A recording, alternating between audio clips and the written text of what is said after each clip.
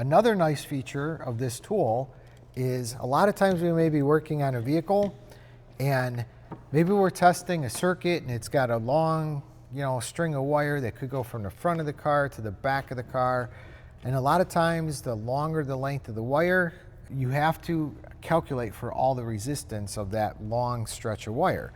So, for years, the only way we could really do that was to either guesstimate as to how long it could possibly be, or we'd have to physically remove the wire and measure it with a tape measure.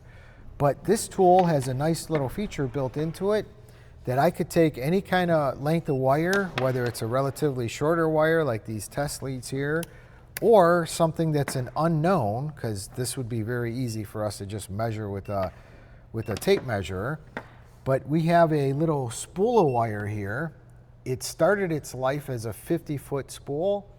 We don't know exactly how much we've used off of this wire. To measure it, we just need to get to both ends of the wire, and we're going to use the same Kelvin style leads, and we're going to hook up to it, and it's going to tell us how long that wire is. So when we set this tool up, it does want to know what the gauge of the wire is. That's important because we're measuring resistance through here. We're applying a little bit of amperage through that spool of wire to be able to come up with that resistance value. So when you first go to R4 wire, it's going to be in milliohm mode. So you hit the function button, scroll across to where it says length, hit the OK button. Now you can see it changed to either meter or feet depending on the setting you have there. You have options to set the current, 200 milliamps or 1 amp. We're just going to go ahead and use the 1 amp. That's the up and down buttons, and then the side to side buttons will set the wire gauge. So this particular we know is 20 gauge wire. I'm going to dial in 20. We're set at 1 amp. I'm going to hit the test button. So we've got 46, almost 47 feet of wire left on that spool.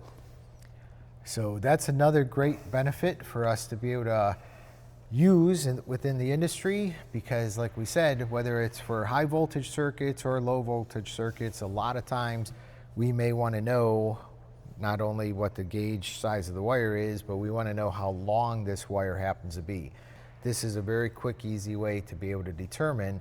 One of the things that was the hardest out of all of those equations to try to figure out is how long is the length of wire, considering it's going to be ran through wire looms, it's going to be maybe going around in a circle around the transmission, or whatever the case happens to be. Very quick, simple way to figure out how long that length of wire happens to be. Appreciate you showing us that as well, Dave. No problem. Let's see what else this thing can do.